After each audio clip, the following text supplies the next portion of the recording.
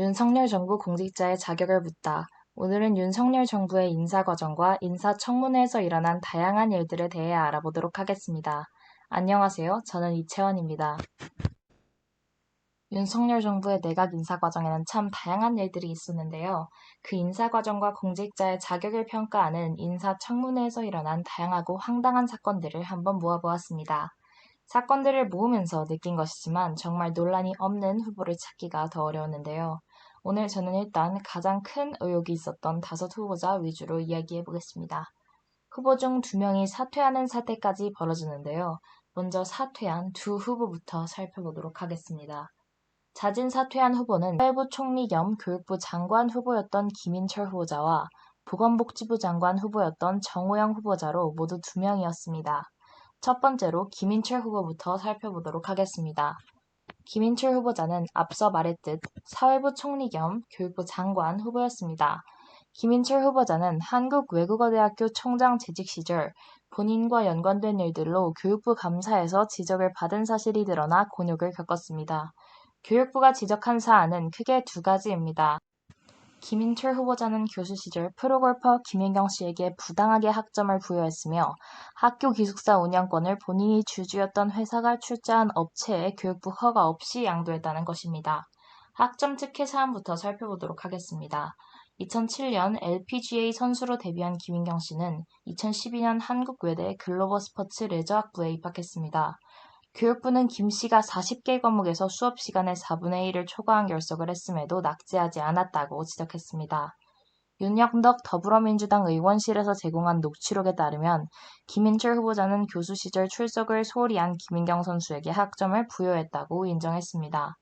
한국외대 학칙 제35조에는 매학기 수업 시간의 4분의 1을 초과하여 결석한 자는 그 과목의 수험 자격을 상실한다 라고 명시되어 있지만 김인경 선수는 이 조항을 피해간 것이죠. 또 김인철 후보자가 총장으로 재직하던 시절 한국외대와 한국외대 학교 법인인 동원유경에는 교육부 허가 없이 기숙사 운영권을 넘겨 지적을 받기도 했습니다. 한국외대 기숙사 관리 운영권을 부여받은 이 회사의 실질적인 주인은 주식외대 외대화학연구소입니다. 외대 어연의 주주에는 김인철 후보자 등 학교에서 요직을 맡고 있던 교직원들이 포함돼 있었기 때문에 논란이 되었습니다. 하지만 김인철 후보자는 이러한 여러 논란들에도 사퇴하지 않고 인사청문회까지 마쳤습니다. 하지만 인사청문회까지 버틴 것이 무색할 만큼 방석집 논문 심사 의혹이 터지자마자 바로 다음 날 자진 사퇴하였는데요. 방석집 논문 심사 의혹은 박사 논문 심사 과정이 일명 방석집으로 불리는 유흥업소에서 이루어졌다는 논란입니다. 김인철 후보자는 이 논란 이후 하루 만에 자진 사퇴하였습니다. 사퇴 이후 국민의힘 하태경 의원이 김인철 후보자의 장애인 친구의 어머니께서 운영하시는 방석집이라는 이름의 한정식집에서 이루어졌던 것이라고 해명한 바 있습니다. 다음으로 자진 사퇴한 보건복지부 장관 후보였던 정호영 후보자에 대해 알아보겠습니다. 정호영 후보자는 아들과 딸의 경북대 의대 편입 아빠 찬스 의혹으로 자진 사퇴하였습니다. 정호영 후보자가 경북대학교 병원 부원장으로 재직하던 2016년에는 딸이, 병원장으로 재직하던 2017년에는 아들이 각각 경북대 의대 특별 편입 전형에 합격한 사실이 밝혀지면서 아빠 찬스 의혹이 불거졌습니다. 인사청문회에서도 아빠 찬스 의혹에 관해 많은 질문들을 받았는데 부처 운영에 관한 질문에도 명확한 답을 들을 수 없었고 아빠 찬스 관한 질문마다 오얏나무 탓하다 인사청문회가 끝나게 되었습니다. 수많은 의혹이 불거진 상황인 만큼 국민의힘조차 정 후보자를 마냥 두둔할 수는 없는 상황이었습니다. 강기훈 국민의힘 의원은 법적 문제는 없다 하더라도 후보자 자녀 2분이 왜 경북대 의대에 편입했는지 그게 굉장히 잘못됐다고 생각한다. 이런 게 오해를 불러올 수 있다. 라고 말했습니다. 정 후보자는 오얏나무 밑에서는 갓근도 고쳐 쓰지 말라는 속담도 있는데 그 속담의 내용을 지금 가슴 깊이 느끼게 된다. 라고 답했습니다. 하지만 이후 이용호 국민의힘 의원이 자꾸 자녀 편입 문제가 논란이 되고 있는데 이게 다른 사람의 경우가 이렇다고 한다면 어떻게 보겠나 라고 물었습니다. 정 후보자는 자신이 인용했던 속담을 다시 꺼내 오얏나무 아래에서는 갓근도 고쳐 쓰지 말라고 했다지만 국립대학 입학 과정도 녹록치는 않다고 답했습니다. 또 고민정 민주당 의원이 자녀들이 경북대 의대에 편입한 건 성인이 된 자녀들의 선택이기 때문에 어쩔 수 없었다고 답변했는데 그때로 다시 돌아간다면 자녀들이 경북대 의대에 지원하는 걸 두고 보겠나? 라고 질문했습니다. 정 후보자는 그렇지 않겠나? 라고 답했습니다. 오얏나무 아래에서는 갓근도 고쳐매지 말라는 속담을 가슴 깊이 새기고 있다는 앞선 발언과는 배치되는 대답이었습니다. 이후 복지위 민주당 간사 김성주 의원은 인사청문회에서 퇴장했고 민주당 소속 복지위 의원들이 모두 김 의원을 따라 회의실을 나가면서 청문회 자리는 파투가 났습니다. 그럼에도 정 후보자는 자진 사퇴할 생각이 없다고 재차 밝혔지만 인사청문회 이후에도 논란과 의혹이 끊이지 않자 인사청문회 이후 20일 만에 지적을 겸허히 받아들이고 다시 지역사회의 의료 전문가로 복귀하여 윤석열 정부의 성공을 뒷받침하겠다며 자진 사퇴하였습니다.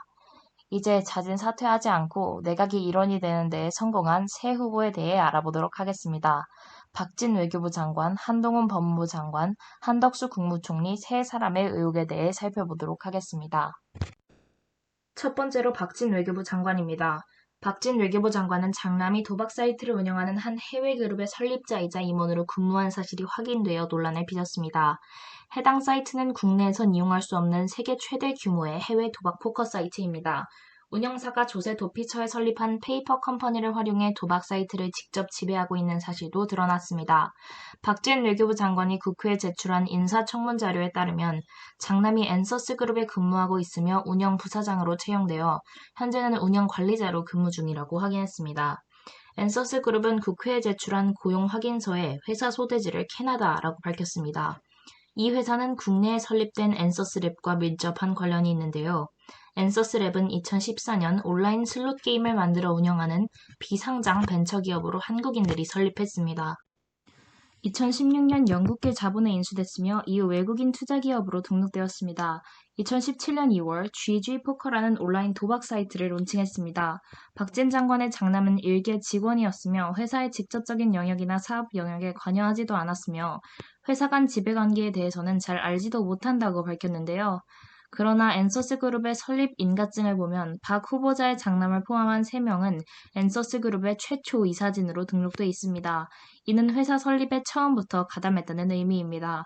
장남 도박 사이트 운영 의혹이라는 엄청난 의혹을 받았음에도 박진 장관은 끝내 의혹을 부인하며 장관이 되는 데에 성공하였습니다. 두 번째로 한동훈 법무부 장관입니다.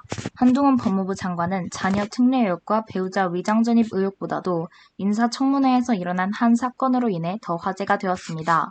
인사청문회에서 민주당 김남국 의원은 이모 교수를 이모 교수로 들어 딸의 논문 작성 과정에 이모가 함께한 것이냐는 어리석은 질문을 하여 큰 비판을 받았습니다. 심지어 이후 윤석열 대통령의 취임식 연설이 고등학생, 대학생이 작성한 수준이었다고 비판을 해 자신의 실수는 인지하지 않고 남을 비판한다며 더 큰 비판을 받았습니다. 마지막으로 한덕수 국무총리입니다. 한 총리는 김현장에서 고문 비용으로 딱히 참여한 사건이 없는데도 19억 원의 고문료를 받아 논란이 됐습니다. 한덕수 국무총리의 경우 법조인 출신이 아닌 행정부 고위관료 출신임에도 로펌에서 고액의 고문료를 보수로 받아 문제가 된 이례적인 모습이라 공무원 시절 인맥을 활용해서 뭔가를 해준 것 아니냐는 의문이 나오게 된 것입니다. 첫 국무총리 인사청문회에서 가장 뜨거운 단어는 이해충돌이었습니다. 이해충돌은 공직자가 사적 이해로 직무 수행이 저해될 수 있는 상황을 일컫는데요. 단순히 두 가지 이해, 공익대 사익이 부딪히는 문제가 아닌 공직자의 자격을 묻는 키워드입니다. 공직에서 김현장으로, 김현장에서 공직으로, 공직에서 김현장으로 같은 회전문 수순을 거쳐 다시 공직인 총리로 지명된 한덕수 후보자에 대한 비판의 핵심도 이 부분입니다. 김현장 법률사무소에서 했던 일이 로비스트 역할이었다면 공직을 다시 수행하기에 적절하냐는 지적입니다. 이해충돌 문제로 이어질 수 있기 때문인데요. 한덕수 총리가 단지 돈을 많이 받았다는 사실에 집중하기보다는 이해충돌의 측면에서 한 일이 무엇이냐에 초점을 맞춰야 합니다. 고도의 업무 수행을 통한 정당한 벌이인지 공직을 역임하며 자연스레 따라붙은 인맥과 정보를 활용한 대가인지를 따지는 것이 중요합니다. 문제는 한덕수 총리가 공개한 김현장 근무 당시 업무로는 설명이 불가하다는 것인데요. 한덕수 총리는 근무 당시 업무를 해외 기업의 국내 유치 지원, 국내 기업의 해외 진출, 기타 기업 활동 지원 2번밖에 밝히지 않았습니다. 나머지는 김현장의 영업 기밀과 관련돼 자신이 공개할 수 없다는 입장입니다. 이렇게 오늘은 윤석열 내각의 두 장관 후보와 새 내각 임원들에 대해 알아보았습니다. 비록 인사 과정은 순탄치 않았지만 앞으로 윤석열 1기 내각의 행보에 기대해 보겠습니다. 감사합니다. 지금까지 이채원이었습니다.